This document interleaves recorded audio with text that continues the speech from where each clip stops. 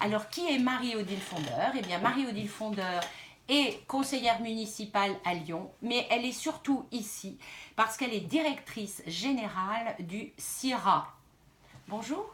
Bonjour Fabien. Alors, le CIRA, je suis sûre que tous les auditeurs et les auditrices ne savent pas tous ce qu'est ce magnifique salon international. On y reviendra, mais dites-nous ce que ça veut dire, Marie-Odile. Le SIG, je voulais dire Salon Oui. international de la restauration, de l'hôtellerie et de l'alimentation, mais en fait, maintenant la baseline, c'est le mondial de la restauration. Alors, mondial, parce que vous êtes international. On est international, ouais. Première édition, c'était quand? En 1983, ça s'appelait Salon des métiers de bouche à l'époque, et ça a pris le nom de CIRA vers 1089. Et vous êtes, on va dire, la chef d'orchestre. Vous féminisez les noms? Non, Pas oui, forcément. directrice générale, voilà. Cuisinière. On dit cuisinière. Bon, donc on dira directrice générale Ouais. et on dira encore que vous êtes la chef. Alors, vous avez organisé ce salon sous l'égide de qui au départ? Qui est-ce qui a voulu cette histoire? Au départ, c'est l'association des métiers de bouche qui a créé le salon des métiers de bouche en 83. Ensuite, l'association est allée voir Albert Romain à l'époque, qui était directeur général de Rexpo, pour professionnaliser, parce qu'il fallait vraiment un professionnel de l'événementiel pour prendre en main ce salon et puis le développer tel qu'il est aujourd'hui. Donc c'était la société CEPEL, la société d'exploitation du parc des expositions de Lyon, après CEPELCOM, et puis après J.L. a racheté en 2007 CEPELCOM. Et donc, il y avait dedans le CIRA. Et donc, vous l'avez développé.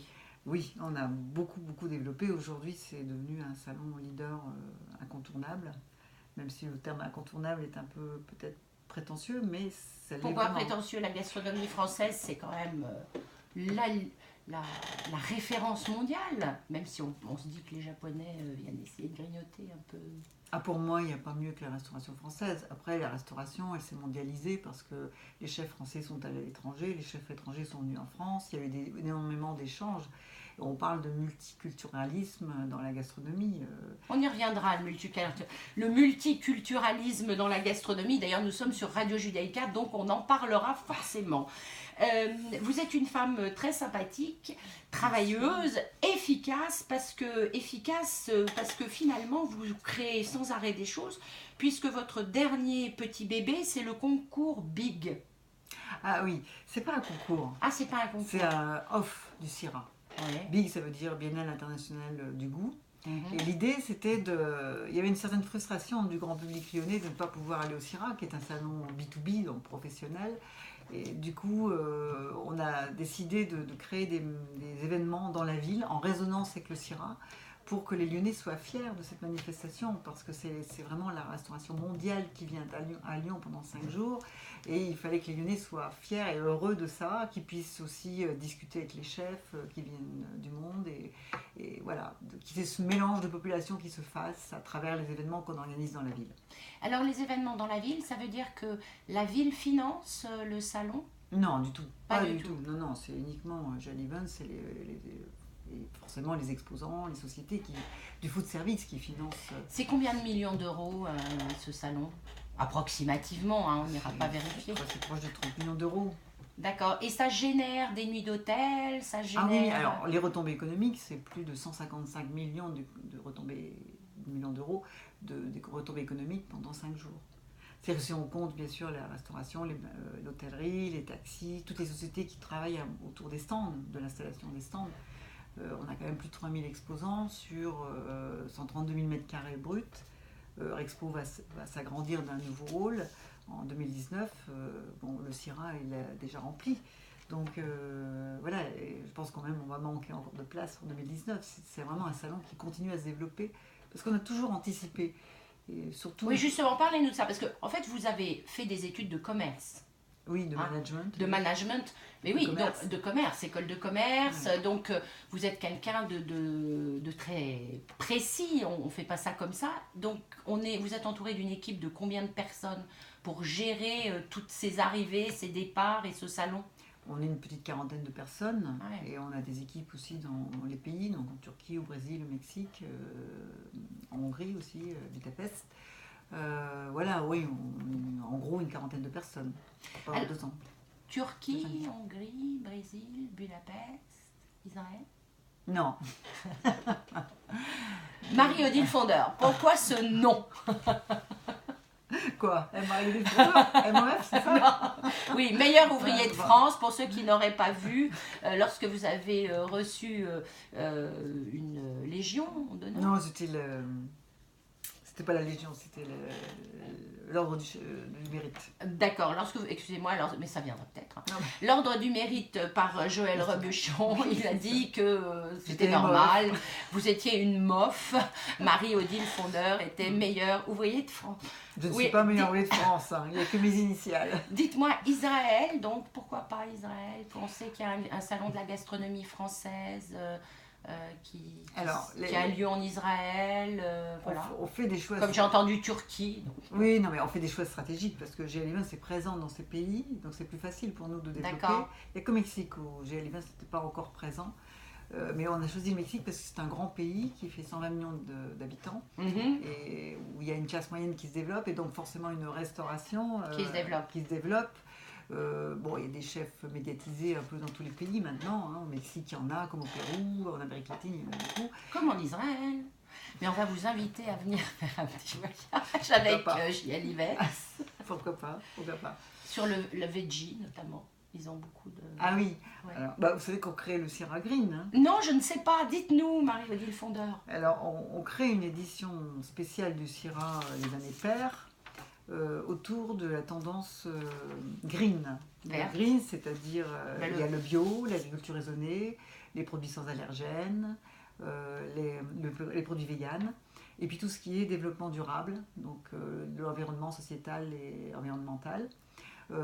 Parce qu'il y a vraiment un mouvement de fond, une tendance très forte, notamment qui est basée sur les millennials, qui sont des consommateurs qui ont entre 19 et 35 ans, et qui ont une... Vous avez dit millennials? Millennials. Millennials, donc ils sont du millénaire, ils sont nombreux, ils ont beaucoup d'argent. Non, c'est la génération YZ, etc. Voilà.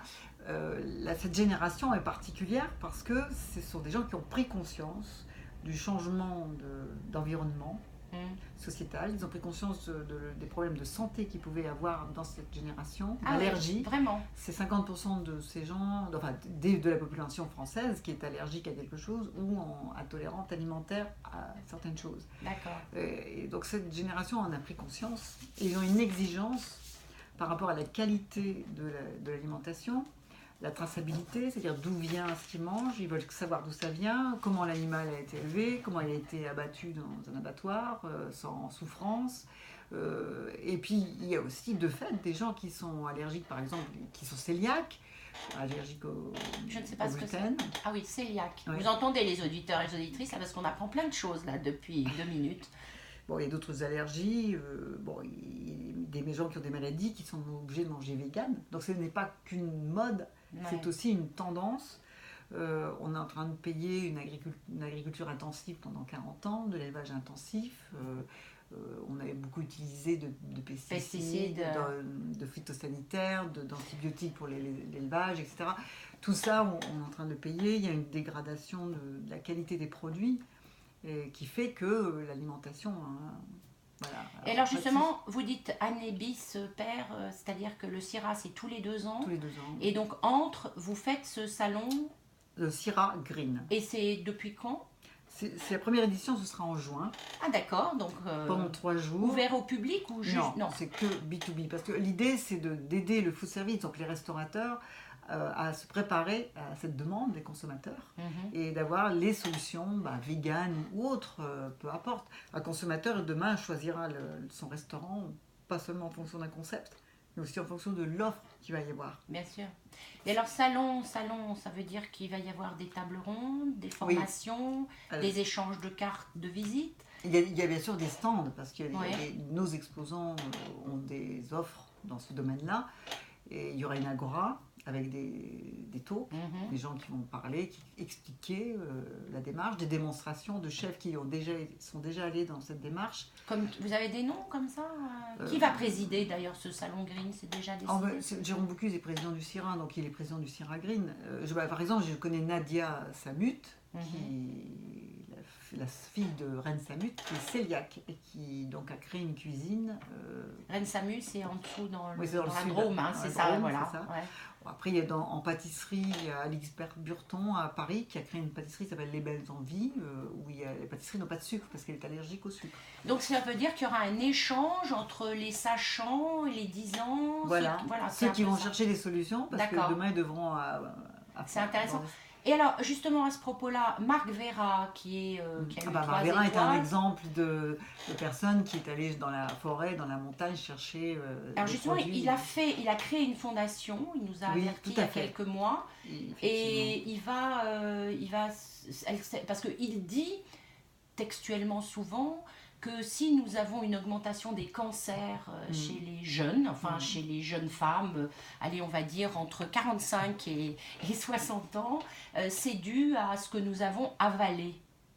C'est dû à une mauvaise alimentation. Ouais. Et sa fondation tourne autour de ça, donc vous allez l'inviter, il va... Oui, bien sûr. avoir, D'ailleurs, je suis allée à sa fondation le jour où il a fait le lancement à Paris. Et effectivement, on va l'inviter, oui. D'accord. C'est très important d'avoir Marc Vera, ouais. qui donne son avis, son opinion sur la façon de se nourrir, d'aller chercher les produits, etc. Mais il y en a d'autres. Emmanuel Renaud qui va aussi dans la montagne chercher, et puis Régis Marcon, les champignons. Oui, dans la région en plus. Dans la région, oui. Dans la région, on a beaucoup de gens comme ça, de chefs de cuisine qui sont déjà qui vont dans ce sens-là. Alors, vous avez parlé tout à l'heure du président du CIRA, qui est le fils donc, de Paul Bocuse. Paul Bocuse qui est décédé il y a quelques semaines et qui laisse une empreinte incroyable. Vous me disiez tout à l'heure hors antenne qu'il est une locomotive pour toute la cuisine française. Comment vous voyez l'avenir sans Monsieur Paul ? Eh bien, il a laissé un héritage qui est indélébile. Et pour moi, c'est quelqu'un d'immortel. Il est tellement respecté dans le monde entier par tous ses pairs. Il a une telle légitimité que personne n'oserait remettre ça en cause et que son héritage est naturel et qu'il va perdurer, bien sûr. À travers les événements qu'on organise, mais aussi à travers ses restaurants. Donc le Bocuse d'or va continuer à perdurer. Bien sûr, bien sûr. Alors combien de nationalités viennent au CIRA ? En termes de visiteurs, c'est 136. On a un réseau de 26 000 chefs qui sont issus, donc chefs de cuisine, pâtissiers, etc., boulangers, qui sont issus de 86 pays. Et le Bocuse d'or, au départ, il y a, comme la Coupe du monde de la pâtisserie, il y a 60 pays au départ. Ensuite, il y a des sélections. Après, vous faites une sélection. Il y a des sélections nationales dans ces 60 pays, ensuite des sélections continentales, donc c'est-à-dire en Asie, en Europe, en Amérique du Sud, en Amérique du Nord ou les deux Amériques, en Moyen-Orient. Et la finale se situe à Lyon, et c'est 24 pays pour le Bocuse d'or et 22 pays pour la Coupe du monde. Alors, Moyen-Orient, ça veut dire que vous avez le Liban, le Maroc, oui, il y a une sélection. Donc, il n'y a pas de raison qu'il n'y ait pas Israël, on va leur faire un d'ailleurs, petit mot. Israël peut faire partie de, effectivement... Ouais, non mais c'est une idée, on va essayer de lancer cette idée, de les motiver à venir participer au CIRA, parce qu'il y a beaucoup de jeunes chefs français qui sont allés s'installer à Tel Aviv ou à Jérusalem.